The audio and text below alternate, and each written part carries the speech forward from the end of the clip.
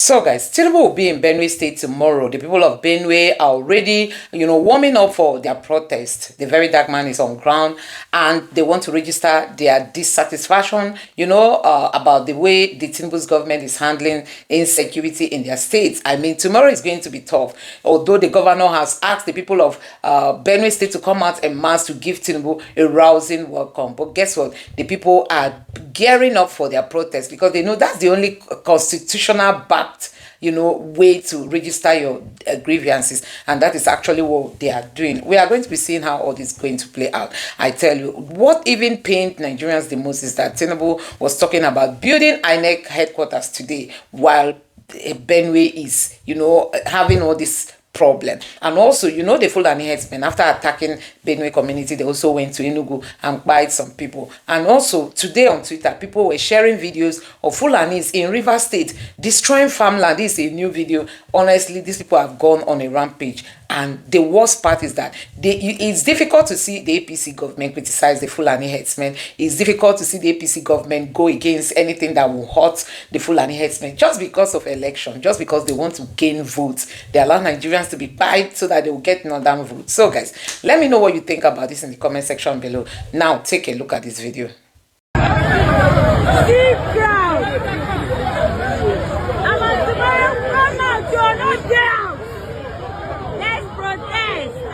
Must be heard.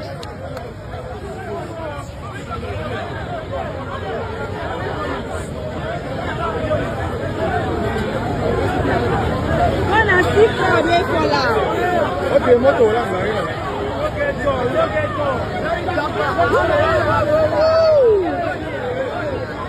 see crowd. Come out, though. Don't stay at home. Tomorrow is the main protest. They're gonna learn. In a fucking hard way. Another thing I want us to do, for us, you see this country where we live, a lot of us want to be addicted to our phones. Don't you addicted to our phones? It messes up your brain. That's why a lot of times these people don't take us serious. Because they see you on your phone, they feel like you want to take a content.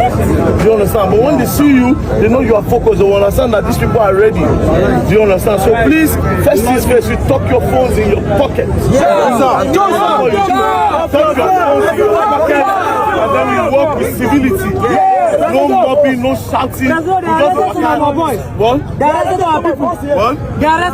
worry, I'll get them out. So that's all. We are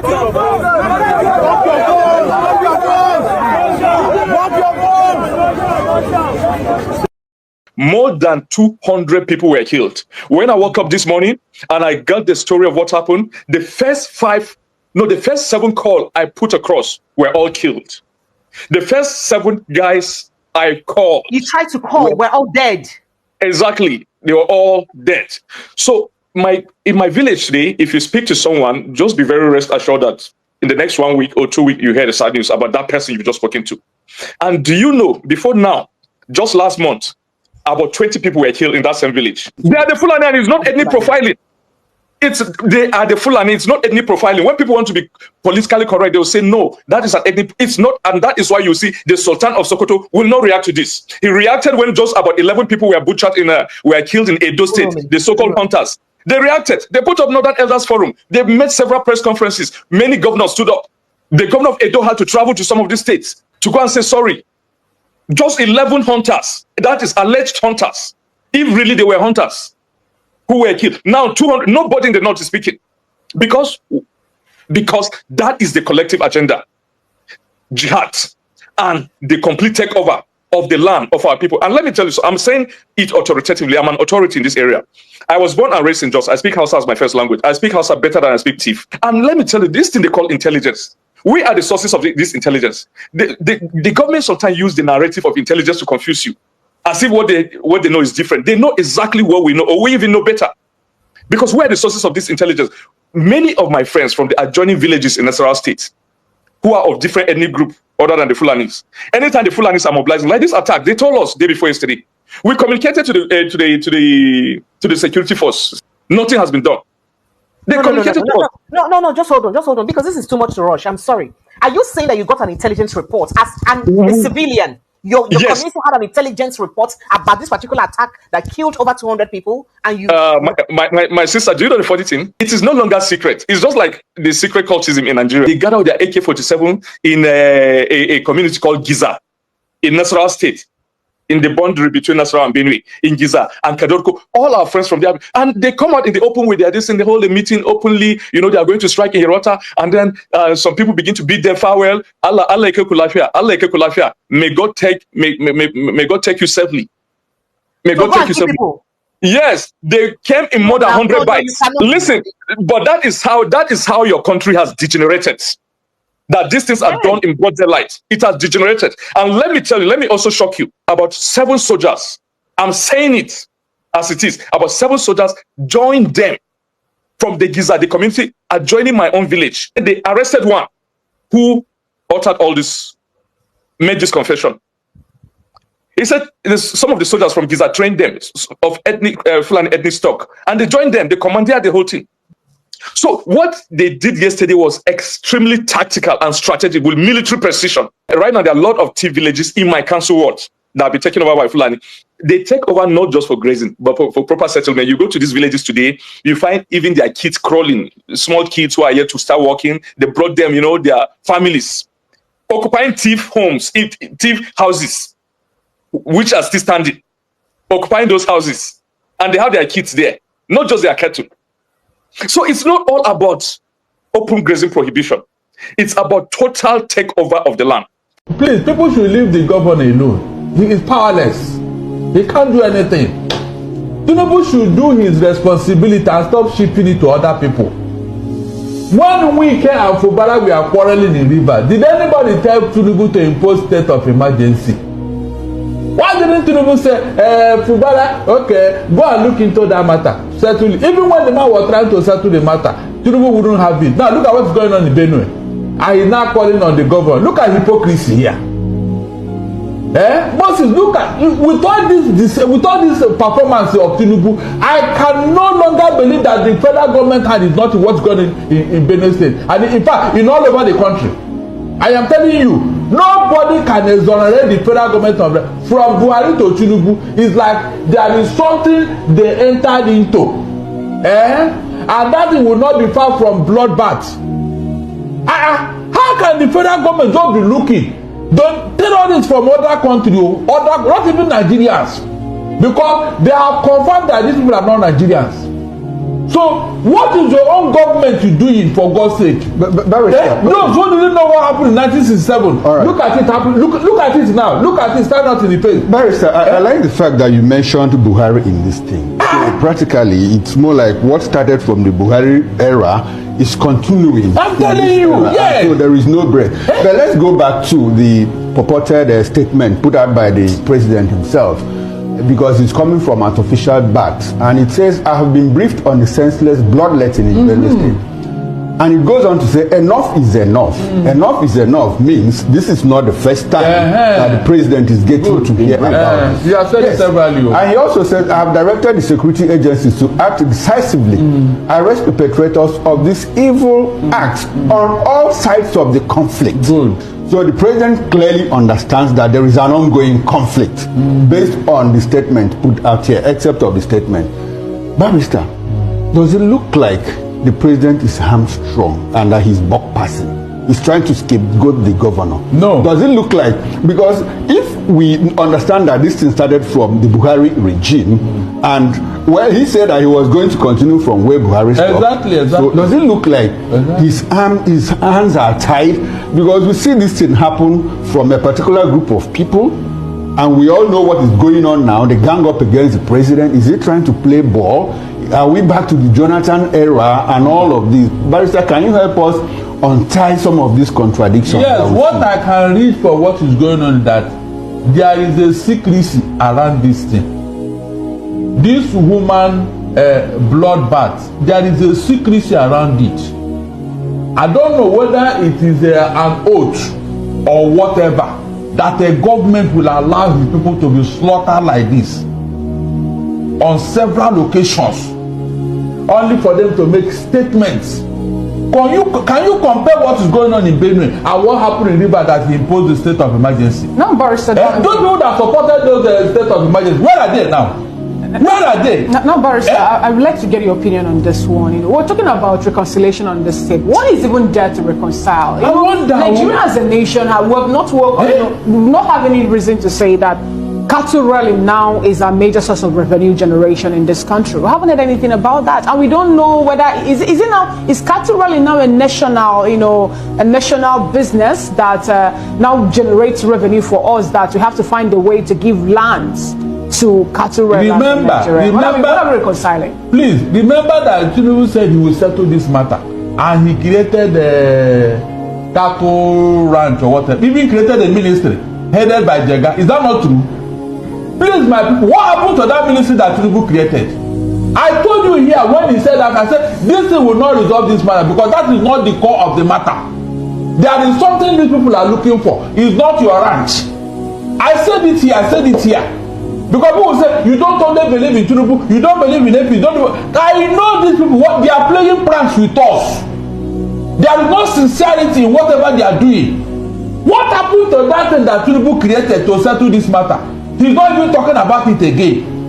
And when he did that, I told everybody who cared to listen that this will not solve the problem. Tinubu and Buhari knows what they did. They know what they are doing. This bloodbath cannot be for nothing. They should explain to us why they should allow Nigerian blood to be wasted in this manner. They should tell us. Because I don't see why this should continue from where Buhari talked to where Tinubu is now. Right. And you say you have a president who will not come and tell us we have already stopped insecurity, we have depleted Boko Haram, this and that. All right, and you know, just lip service. Look, I have said it here. Anybody who didn't know what happened in 1967 that caused the war, look at it now. Okay, Barrister. Look at it. After all, Babangida said it in his book that when Gowon could not stop the killing of the Igbos, that was what caused the war, the Biafran war. Look at it happening again. Look at it happening again. How can you continue to massacre people in this manner and you want them to fall down? The day these people rise up now, you will see. The narrative will change. Let me bring it to you now, Mr. Akinfatin here. We learned that the persons who were protesting the killings in their state, the fact that their brothers, their sisters, their children, their wives are being killed, were being dispersed using tear gas and all that. And one of the reasons for that was that they told them that they should go back to their homes, that everything is under control, saying that the IG is now on top of this particular case, and the governor of the state, Alia himself, have provided the security personnel with all that they needed, including logistics and everything. Like my colleague Moses Riley pointed out, we learned also that the Chief of Army Staff said he's moving his base to Benue State to help end the issue of killings that is happening in that state. Now, the Pope have talked about this killing. Alias said it's more like genocide.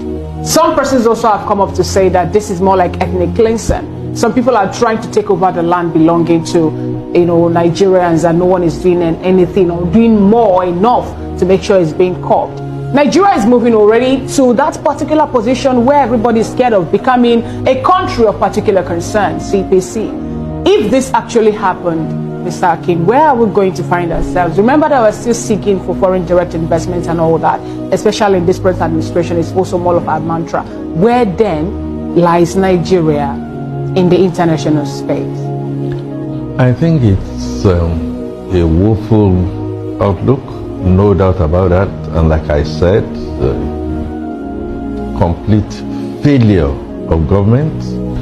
I will not box myself into limiting this to Buhari, Tinubu.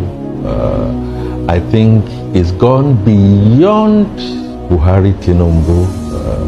We've had slaughters, we've had this in governments before, in regimes before these two gentlemen. It's not taking them out of it. I think I will always remember my history.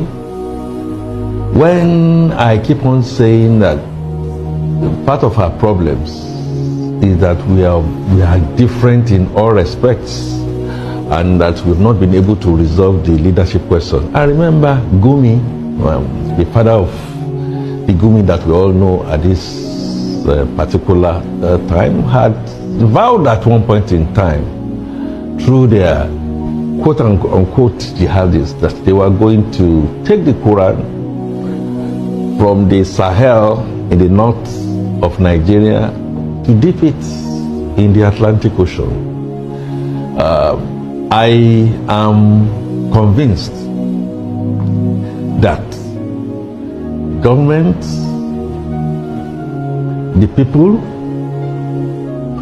terrorists, and that Nigeria is being invaded with a target in the Benue and Plateau, and perhaps will now extend to the rest of Nigeria. Under whose watch? Obasanjo was in government between 1999 and 2007. Can you tell us, do you know the number of Nigerians that were slaughtered in cold blood? Oh, no. Under Buhari alone, the Punch newspaper in the editorial reported that 63,318 Nigerians were killed in the 8 years. So what's your point? So my point is now is that if you say that, look, that Gumi said that they were trying to dip the Quran into the ocean, at what point did this agenda manifest? Because we didn't clearly see it during the Obasanjo regime. We didn't see it under Yar'Adua. We didn't see it under Jonathan. Okay. When Jonathan made efforts to stop, we had the same people now say, look, you people are killing my people. What I am saying, and I am clear, and this is what I started by saying, that the present government led by Bola Ahmed Tinubu has failed woefully. I'm sure you heard that. But don't ask me that, what do I think? And I said, look, I'm going to have to extend it. If you said you didn't see it during Obasanjo, yes, in this kind of quantum. If you say you didn't see it under Yar'Adua or Jonathan, under this kind of quantum, I am tracing back to tell you and to tell Nigeria by conviction that we are being attacked seriously, like we started then, and gruesomely now, because some terrorists have decided that they were going to try and seize land that does not belong to them. Are we going to attribute this particular attack or this particular killings to the issue that we have, or to the fact that we have Muslim ticket? Recall that Obasanjo made a statement in 2022 saying there's a part, there is also a call for total Islamization of Nigeria as a nation. Is that where we are getting to at this point in time? Recall the Muslim ticket that also surfaced, and it happened at this point in time, and yet the killings also are happening. No one is saying anything about that. People are saying, don't point your finger to a particular ethnic group or a particular people. Don't stereotype the killings. But we see it also play out and all that. Is that what we're getting to at this point in time?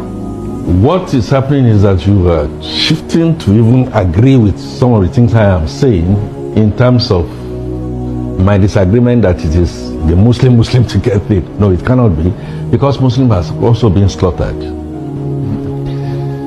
Christians are being slaughtered. Those who are not aligned are being slaughtered. And I'm telling you, this problem goes a bit much deeper, and it is about land acquisition and about terrorists, that our flanks are open. And this is where I will agree with Chukuma, that I know that during Buhari's regime, allegedly, we opened our flanks and people started using the words that our cousins in Futajalon and all that, which again does not help the issue. So I do not think, I'm not convinced that it has something to do with the Muslim ticket, because Muslims are being killed as much as Christians are being killed. We are running out of time. During the Buhari regime, we had the impression that all the security architecture were, the head of all of them were domiciled in the north. But now at least it's 50-50 more like the north and the south. So could you hazard a guess as to why the problem persists? Because the president was like, look, when I come in, I'm going to battle insecurity and all of that.